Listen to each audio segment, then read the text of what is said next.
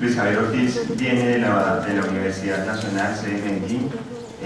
Su obra también yo consideraría que ha tenido un gran impacto, ha sido un gran maestro para nosotros en la formación, no solamente de tratar de entender mejor el siglo XIX a través de las guerras civiles, sino que uno de sus más recientes trabajos, y digo recientes, de hace una década, ha versado sobre el centro-occidente colombiano.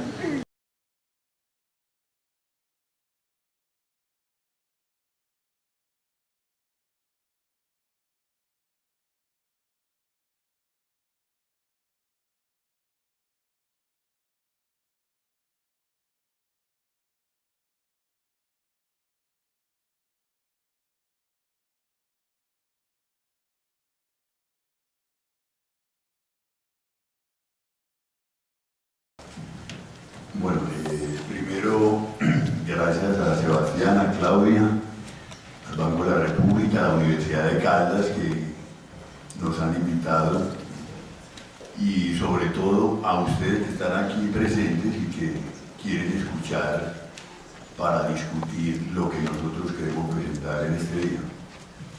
Bueno, ya después de lo que han dicho mis colegas, uno queda un poco apabullado para iniciar, pero voy a decir que, bueno, en la Universidad Nacional tenemos una tradición que está muy combinada por dos grandes escuelas historiográficas. Una proviene del profesor Luis Antonio Restrepo Arango y es un impacto muy radical sobre anales, los anales franceses. Otra proviene de un conjunto de profesores, tanto nacionales como extranjeros, que tienen que ver con la historia social inglesa. Para no expandirme, voy a decir dos cosas centralmente. La primera, que nosotros iniciamos nuestros trabajos sobre historias regionales fundados en una conjugación muy dura entre lo que podíamos llamar economía, sociedad, relaciones de poder, formaciones culturales y mucha geografía. Tengo que decir esto así rápidamente porque era imposible construir análisis regionales sin leer a Montañú, de Leroy Ladurie o a Languedoc, o sin pasar por los trabajos clásicos de Hubert, estudios también regionales, o los estudios de Provence, o los estudios incluso más particulares del Franco Condado, del gran maestro Lucien Febvre. Pues quiero decir esto porque creo que lo que ha señalado Armando, él es bastante retador y en esa medida ha puesto un énfasis, y es, como yo conozco sus trabajos, aquí estoy viendo que él está poniendo un énfasis, pero él no ha olvidado lo otro. Entonces, lo voy a dejar que él se defienda por su cuenta y riesgo, pero en principio me parece que se le fue la mano. Bien. En segundo lugar, sí comparto mucho lo que señala el profesor, nuestro colega Pedro Pinto. Ha hecho también un trabajo que conozco y en esa medida creo que no estamos lejos de la manera como construimos los problemas regionales y la necesidad de la comparación, que yo creo que esa sí es una carencia relativamente grande en el contexto colombiano y en general en el contexto latinoamericano, con excepciones.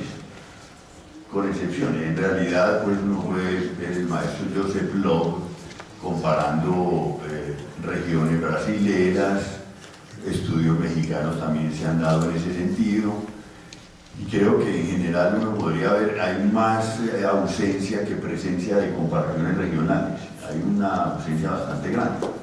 Pero bueno, como yo ahora, como tengo como un objeto central, y es,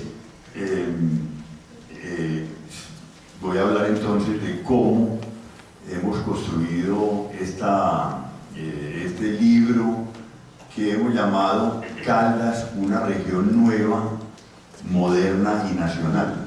Un libro que publicamos hace unos 8 años y que ahora estamos renovando con el objeto de llevarlo hasta un balance bibliográfico que terminará más o menos hacia el año 2011.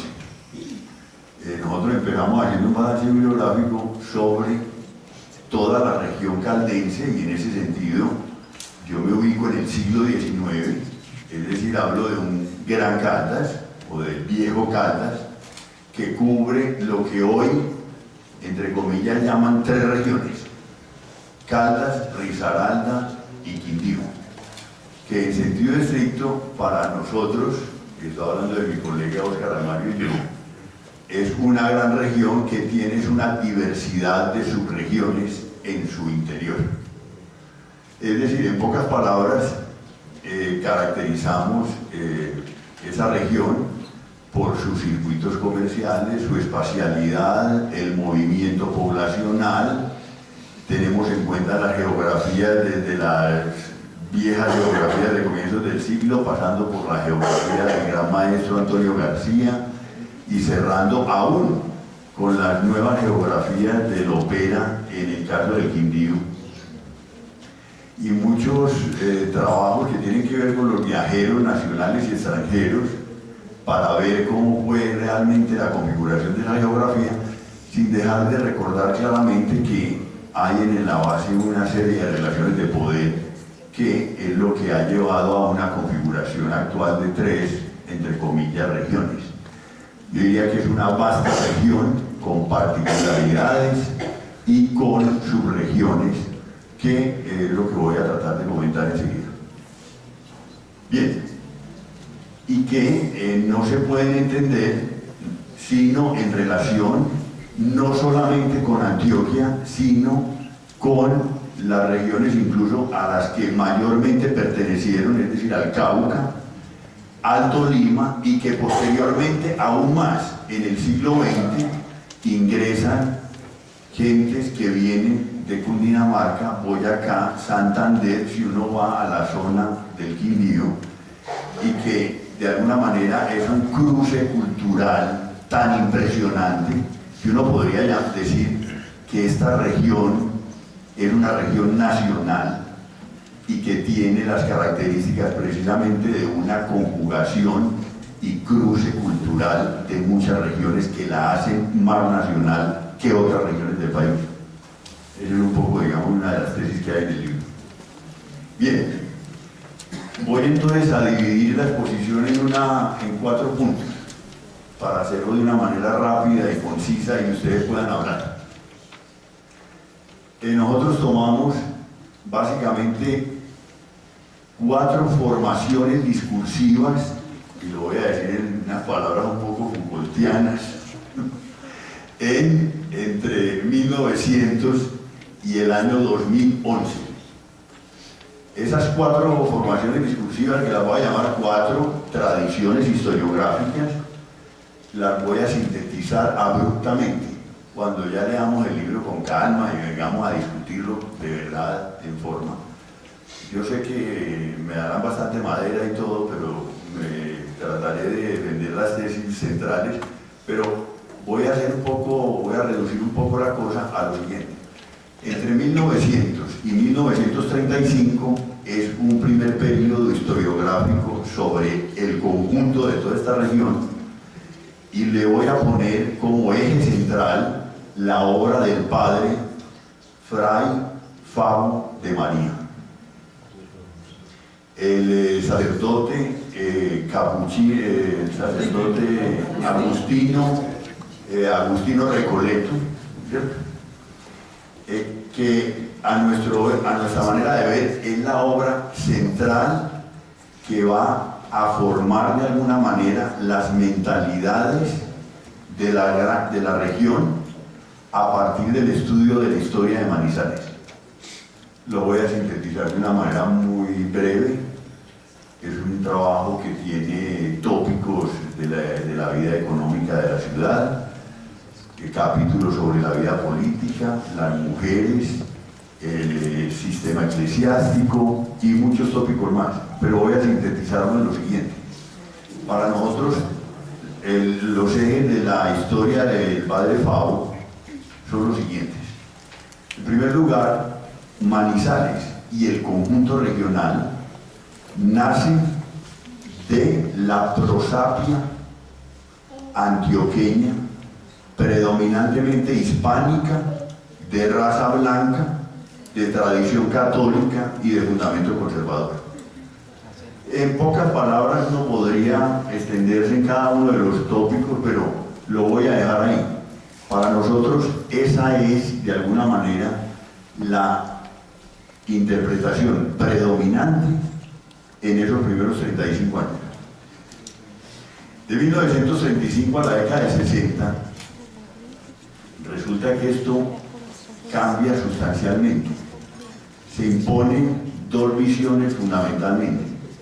La visión de James Parsons, que es la del estudio sobre el occidente colombiano, y la versión de Otto Morales Benítez. En el caso de Parsons hay que hacer una claridad, y es, se trata de un geógrafo de tradición, de alta tradición en ese campo. Y en segundo lugar, Parsons hace una geografía historizada, en la que pone un predominio de la propiedad, de una propiedad predominantemente democrática. Me excusan el exceso de palabras mismas que utilicé.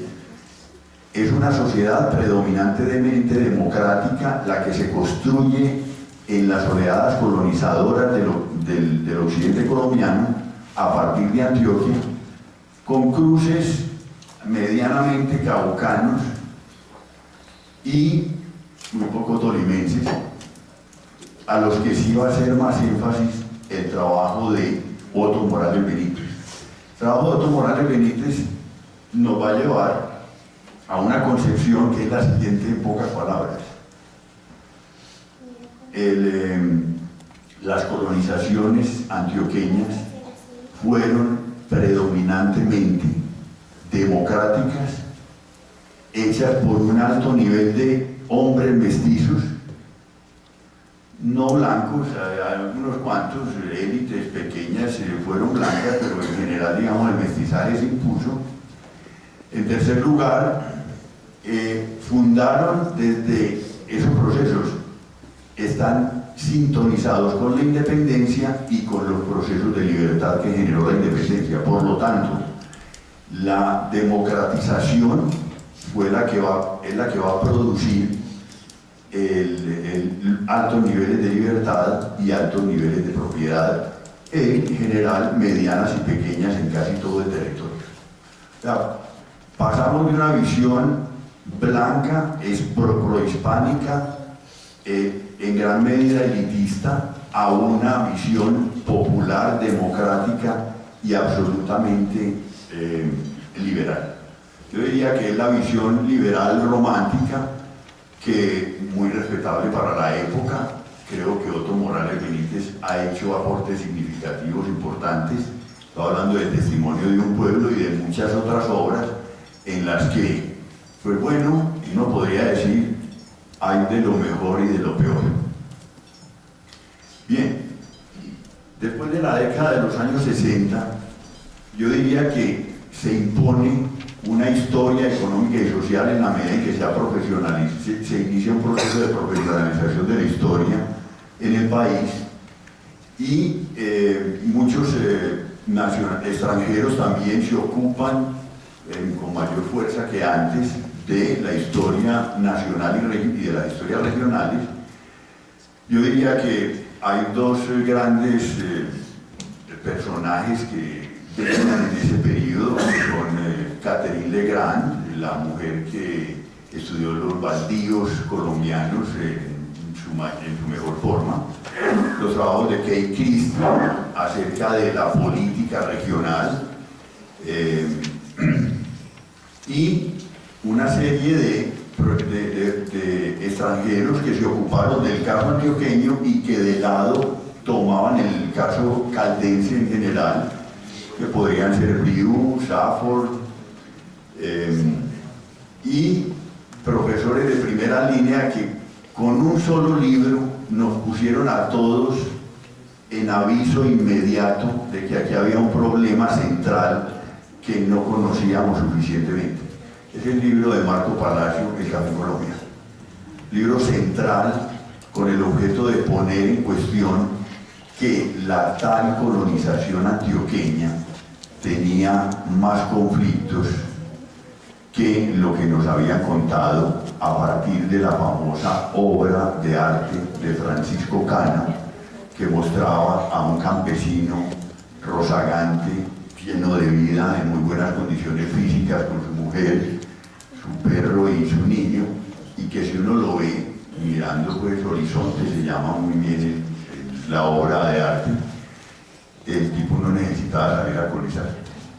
Estaba demasiado aliviado y no poco necesitado de ir a buscar alguna parcela que copar.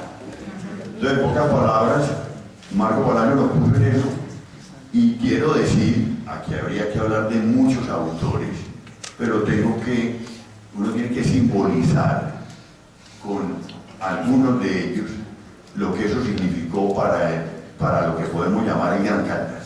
Es la obra de Albeiro Valencia Llano, que allá está sentado sencillamente, pero él es un hombre que, hay que decirlo con toda claridad, abrió el espacio nuevo de una historia económica y social para el Gran Caldas con su libro sobre conflictos del año... Albeiro, soplame alguna cosita. Colonización, fundaciones y conflictos agrarios del año, creo que 2005 o 2006. 2006. Bueno, incluso, no, desde antes. Sí, 2 ediciones. La primera edición. Creo que era del 2002. Un poco antes. Pero no me acuerdo. No, ahora de los 90, está en los 90, sí. Pero tranquilo. Vos y yo ya vamos sufriendo de Alzheimer por razones de yo tengo 63 y no hay problema. Pero ese texto me parece que es el que de alguna manera recoge, pues evidentemente, los planteamientos de lo que podríamos llamar la apertura de una historia económica y social en la que tiene mucho peso una tradición historiográfica en la que hay una combinación, lo voy a decir aquí de una manera un poco abrupta, de un marxismo decente, 2, de una historia social inglesa a pedazos, y 3, de los anales relativamente bien leídos, digámoslo de esa manera. Digámoslo, uno tiene que decir en estas cosas ciertas experiencias que las hemos tenido en nuestra vida de colegas y hemos trasegado por esto, hemos compartido nuestros trabajos, lo hemos discutido. Bien.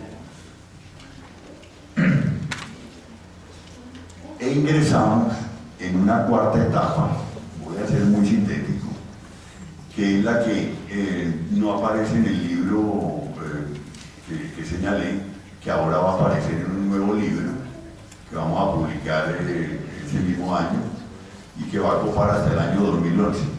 ¿Qué voy a señalar realmente de este periodo? En este periodo realmente yo diría que se han producido básicamente nuevos temas de investigación y se han profesionalizado un poco más los temas que tienen que ver particularmente con indígenas, poblaciones negras, fenómenos étnicos, guerras civiles. Se ha trabajado el tema de los extranjeros y algunos tópicos de la vida cotidiana.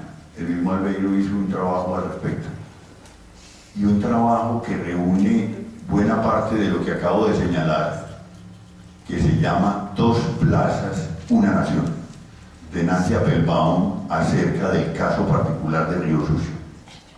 Y lo quiero señalar como un trabajo que de alguna manera recoge esfuerzos que han sido hechos por muchos de los colegas que regionalmente han hecho historia regional en muy buen nivel, y por ahí voy pasando también por un Víctor Zuluaga, voy pasando por un Alfredo Cardona, voy pasando por un Jaime Lopera, voy pasando por los que me metieron en este cuento de Quindío alguna vez, que fueron las obras literarias del río corre hacia atrás,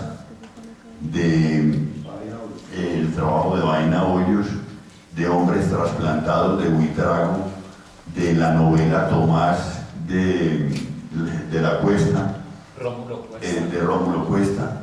Es decir, creo que el fenómeno de las diferencias, y aquí es otro de los temas que tienen que ver con la configuración de la región, los problemas étnicos que habíamos dejado soslayados en buena medida en muchas de nuestras obras, aparecen con una fuerza espectacular.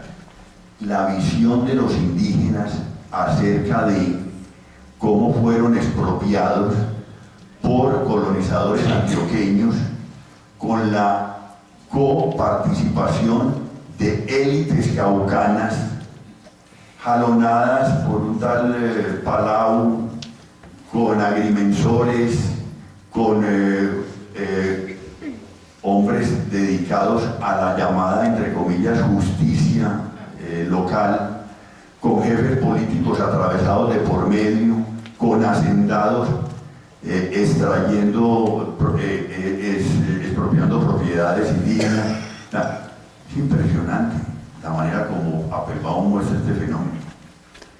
Como también es importante señalar trabajos como el de los místeres en la mina, para uno ver el papel de los extranjeros y de las compañías inglesas en el siglo XIX, presentes por un siglo en las minas de Marmato. Entonces, bueno, simplemente quería señalar esto. Ahora en la discusión pueden salir otros temas, pero grosso modo he querido con esto señalar que hay una serie de prácticas historiográficas que se han impuesto.